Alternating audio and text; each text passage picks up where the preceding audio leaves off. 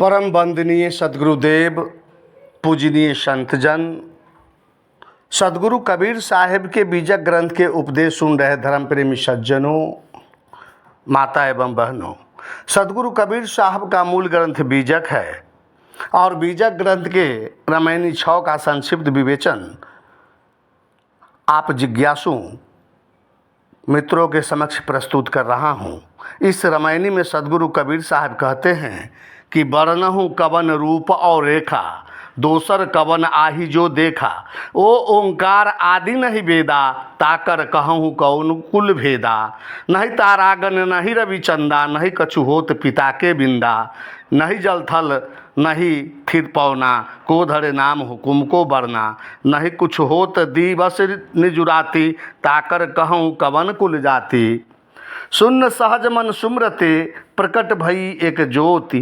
ताहि पुरुष की हौ बलियारी, निरालंब जो होती। सदगुरु कबीर साहब इस रामायणी में उपदेश दे रहे हैं कि कौन उस परमात्मा को देखा है।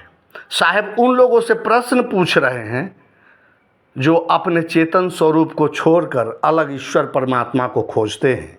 उस परमात्मा के साहब पूछते हैं कि कौन से रूप और आकार का वर्णन करते हो, और दूसरा कौन है जो उसे देखा है, किस प्रकार का वह परमात्मा है, उनका स्वभाव कैसा है। साहब कहते हैं अगर वह चेतन होगा, सगुण होगा, तो वह खोजकर्ता का स्वयं का निज स्वरूप होगा, उससे भिन्न कहीं अलग नहीं है। और कहीं अलग तुम्हारी खोज है तो वह तुम्हारी मन की कल्पना है, भ्रम है। आगे कहते हैं कि ओ ओंकार आदि नहीं वेदा, ताकर कहूँ कवन कुल भेदा।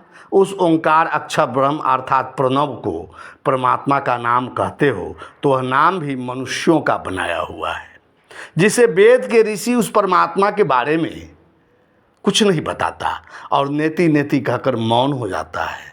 अतः निह अक्षर परमात्मा के बारे में वेद भी नहीं जानता। फिर उस परमात्मा के रहस्यों को तुम कैसे कह सकते हो, जो मात्र कल्पनाओं का विषय है, इसलिए उसका निर्धारण करना असंभव है। जिसे जड़ और चेतन का विवेक नहीं है, वैसे भटके और दिग्भ्रमित लोग बाहर परमात्मा को खोज रहे हैं। सनातन धर्म के जितने भी धर्म ग्रंथ है वह साबित कर दिया है कि परमात्मा कहीं बाहर नहीं, जीवों का आत्मिक स्वरूप है। उपनिषद भी यही कहता है कि ब्रह्म सत्यं जगत मिथ्या, जीवो ब्रह्मैव नापरा, अर्थात ब्रह्म सत्य है, जगत मिथ्या है और जीव का निज स्वरूप ही वह परमात्मा है और इसके बाहर कुछ भी नहीं है। गीता में श्री कृष्ण भी अर्जुन को यही उपदेश देते हैं कि ईश्वर सर्वभूतानां हृदयेषु अर्जुन तिष्ठति, कि ईश्वर सभी प्राणियों के हृदय में विराजते हैं, जो जीवों का उसका स्वरूप ही है, आत्मा ही है। और रामचरितमानस में गोस्वामी तुलसीदास जी से किसी ने प्रश्न पूछा कि परमात्मा कौन है, कहाँ रहते हैं, तो गोस्वामी जी ने बड़े ही सटीक उत्तर दिया कि प्रकृति पार प्रभु सब उर्वासी, ब्रह्म निरीह विरज अविनाशी। अर्थात सबके हृदय में वास करते हैं, सबके हृदय में वह जीवों का स्वरूप ही तो है, वही तो परमात्मा है, जिसे अज्ञानी लोग बाहर कल्पना करके तरह तरह के प्रतिमा बनाकर खोज में लगा है। आगे साहब कहते हैं कि नहीं तारागन नहीं रवि चंदा, नहीं कछु होत पिता के बिंदा। नहीं जल नहीं थल नहीं थीर पौना, को धरे नाम हुकुम को बरना। नहीं कछु होत दिवस निजुराती, ताकर कहूँ कवन कुल जाति। भावार्थ है कि तारागण, सूर्य, चंद्रमा इत्यादि का प्रकाश उस परमात्मा में नहीं है। परमात्मा के उत्पत्ति में पिता के बीज का कुछ संबंध नहीं है। न वहाँ जल है, न वहाँ थल है और न वहाँ आकाश है और न हवा का संबंध वहाँ है। तो फिर कौन है जो उस परमात्मा का नाम रख सकता है और किसकी आज्ञा से उसका वर्णन किया जा सकता है। निज आत्मस्वरूप परमात्मा में दिन रात का भेद नहीं है, फिर उसे किस कुल तथा किस जाति को कह सकते हो।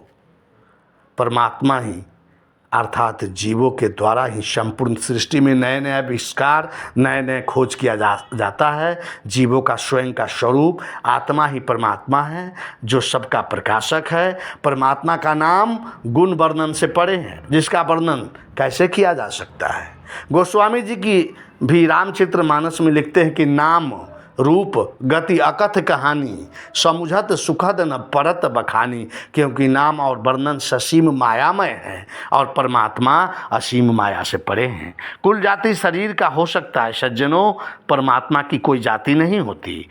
और अंत में साखी के माध्यम से सदगुरु कबीर साहब उपदेश दे रहे हैं कि शून्य सहज मन सुमरते, प्रकट भई एक जोत, ताहि पुरुष की हव बलिहारी, निरालंब जो होत।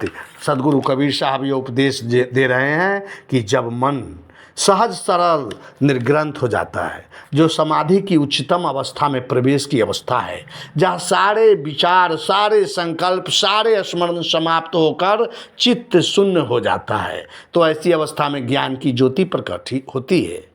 संकल्प स्वरूप ज्ञान को ढाकते हैं। संकल्पों के हटने पर स्वरूप ज्ञान का बोध होता है।